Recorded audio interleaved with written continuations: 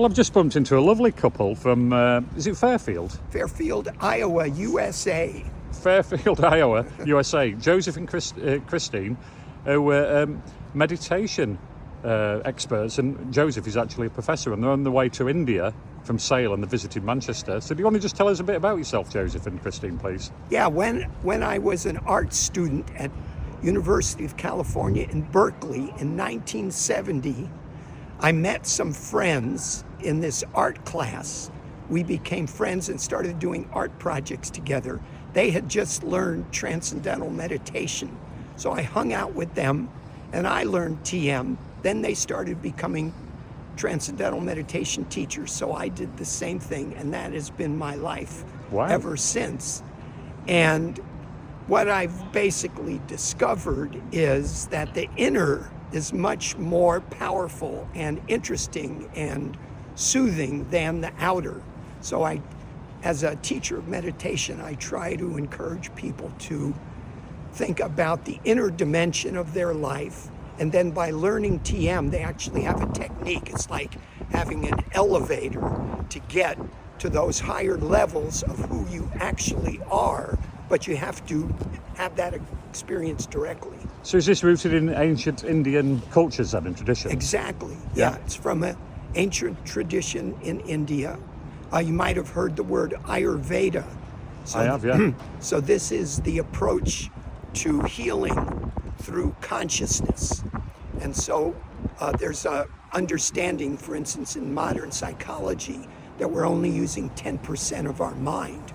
Well, it's interesting that that deeper level of the mind is the more universal level that connects us with everything. And that's not just an idea. You can actually have that experience. So how do you get down to that 90% of the mind? What, do you have to work on yourself? Does meditation bring you closer to that? It brings you closer, but the interesting thing is it doesn't involve work at all, because there's a very interesting understanding. Imagine a stream of bubbles rising from the bottom of the ocean, passing through all the levels and bursting on the surface. That is the very clear definition of how our thoughts emerge from a very deep level of consciousness, and then we perceive them on the surface. And of course, that process in the mind maybe takes 5 nanoseconds. Well, transcendental meditation is a technique. You start at the normal surface level of the mind, and then your awareness gradually settles down, because those deeper levels are inherently more attractive. Wow. So the technique of TM is to allow the awareness to turn within, and we say it's like diving. And when a person is standing on a diving board, they just take the correct angle, and gravity, an attractive force, draws them in. So the technique is learned in just a few minutes, but it's very precise. And once you do it, you've got it for life. Amazing. Yeah, it's amazing. What do you think of Manchester then as a city? Well, what's so interesting is that there's the ancient buildings and then the modern buildings, and they're right next. For instance, on the tram, we saw at our tram stop grass between the tracks and everything. So there's really this effort to make things make it nice, more human, more natural. And I think so that understanding of nature is coming up even in a big city. So I think that's great. Yeah, because it's got buildings dating from the 13th century, and then it's a city of skyscrapers now. So right. 58,000 people move here a year. Oh, so it's very popular. Yeah, it's very popular, and it's got a massive student population. And people who come to university here choose to stay in Manchester because it's got such a positive energy. Oh, really? Yeah, it's got such a great vibe, I think. It really does. Felt. Well, we're just visiting. We're visiting family in Sale, and we decided then, instead of them showing us around every day, we would rather just explore on our own. So we caught the tram today from Sale, and we're just exploring around. And I went to the John Rylands Library in Beautiful. 1980s. Right. And I want to go back again, but it was closed today. Oh, is it? It doesn't open again till 3rd of January, so we missed out on that.